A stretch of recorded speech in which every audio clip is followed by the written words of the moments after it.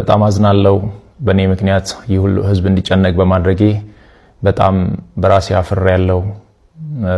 ማንንም ሰው ባያቅና ባይሰማ በጣም ደስ ይለኝ ነበር። ያው በአንዴ ወጥቷል፣ ምንም ማድረግ አልችልም። እረዳለሁ፣ በደንብ ይገበኛል።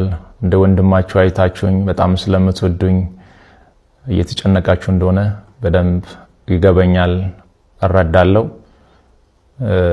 በጣም የምትወዱኝ ከሆነ በጣም ለኔ የምትጨነቁልኝ ከሆነ አሁን የምላችሁ ነገር እንድታደርጉ በትህትና ነው የሚጠይቃችሁ። ለኔ በዚህ ሰዓት ምንም አይነት የገንዘብ እርዳታ ወይም ድጋፍ አያስፈልገኝም።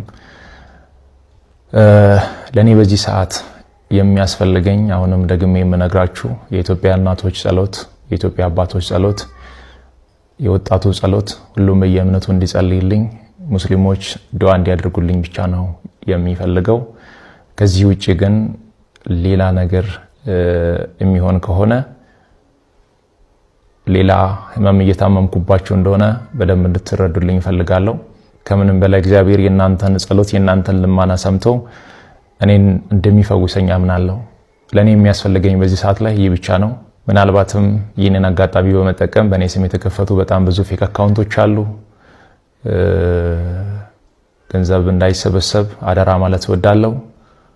ይህንን መልእክቴ ደግሞ ለሁሉም አድርሱ፣ ጸልዩልኝ።